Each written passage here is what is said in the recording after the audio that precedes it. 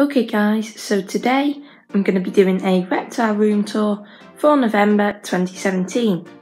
I'll be telling you what's changed with my reptiles in the past month and what's changed with their setups. So let's get straight into the video.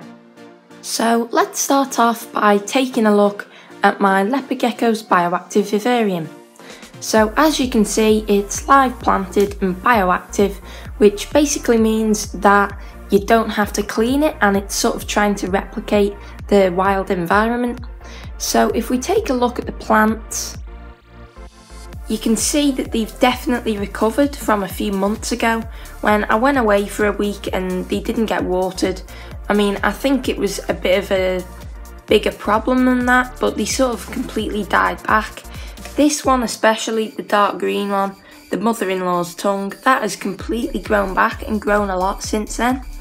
And the Echeveria, I think it's called, that has put in some new growth as well. Now if we take a look over here, you can see that the new plant, the Gasteria, has grown in a bit. This central piece hasn't grown much, but the three little bits on the edge, they have definitely grown. But overall the plants are doing really well. The only thing that sort of changed with this setup apart from the plants is that I have started misting it every morning, and my leopard gecko does seem to like that. The heating and lighting on this, we've got a 7% Arcadia UVB bulb and a ceramic heating meter at the back on a pulse proportional thermostat, and later in the year I do think I'm going to change that to an Arcadia deep heat projector on a digital dimmerstat, but I'll talk about that closer to the time. So of course, you obviously want to know how the leopard gecko's doing. Well, this is Speckles. He's a Max Snow leopard gecko that I got in February after my past leopard gecko passed away.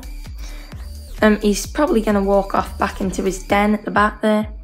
But Speckles is doing great. He's maintaining a weight of about 102 grams at the minute, and he is doing really well. He's always had a fantastic feeding response, and I do regularly see him basking on that little rock, which is always interesting to see, although most of the time he just sticks his tail out of a hide and that's his UVB basking done. But he is doing really well and there's not really much to say about him, so let's move on to the next reptile. So next in line we have Splat my crested gecko and his also bioactive vivarium. If we take a closer look at this, you will see that it is absolutely packed with plants.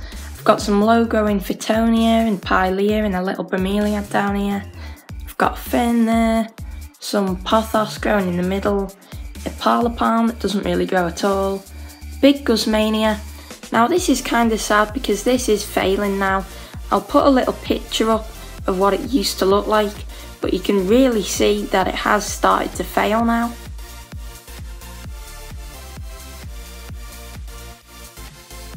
Then over in this back corner, we do have a patch of Nerogelia or Nerogelia bromeliads, and as you can see, if I just lean you in here, the one at the back really is blushing under the lighting I've got. So if we take a look at the lighting on top here, here I've got a 12% UV bulb, I've got a 25 watt heat bulb, and if we take a look right at the back there, I have a Jungle Dawn. Now I did a review on the Jungle Dawn bulb a while ago, so I'll leave a little card to that and you can watch that video if you want. There's not really much change with the plants apart from this is dying and the pup that it's got has started to grow really rapidly, so that's good. But you might be able to see in the back there is the crested gecko. I'm not going to take him out just for this video because Splat tends not to really like handling. I only get him out about once a week if he'll let me, and just to check him over, to have a little hold of him because he is fun to hold, and also to weigh him. But I've not managed to weigh him in a short while because he's not really let me.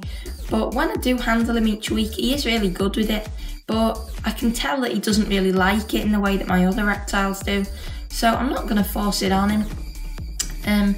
He is a red harlequin, and he turned a year old last month, but he already weighs about 40 grams, so he is doing really well. Nothing's really changed with him. He's just going great as he usually is.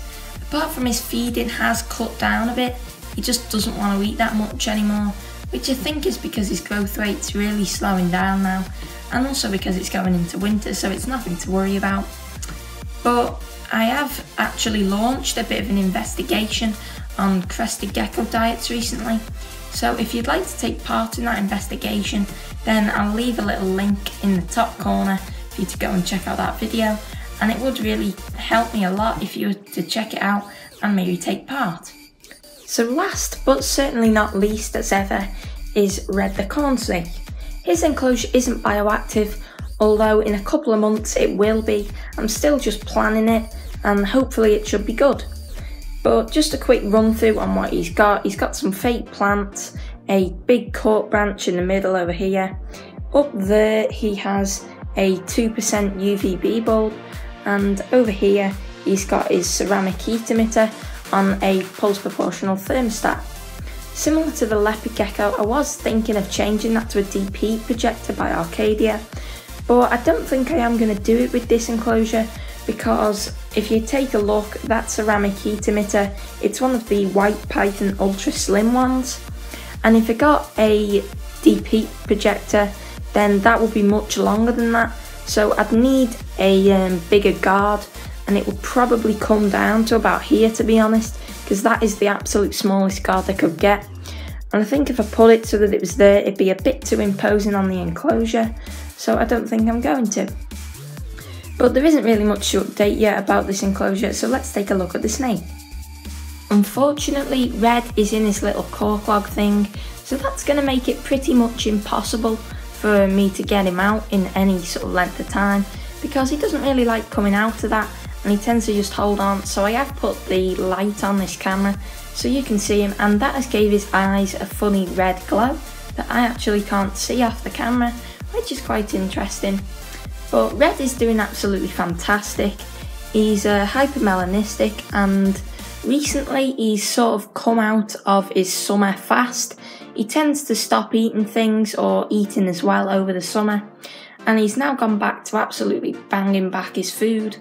He's striking each time, and he's not missed a feed in ages. He's on jumbo mice every fortnight, and that seems to be it for him. He doesn't really grow anymore. He's just about 530 odd grams, and he's not really getting any bigger.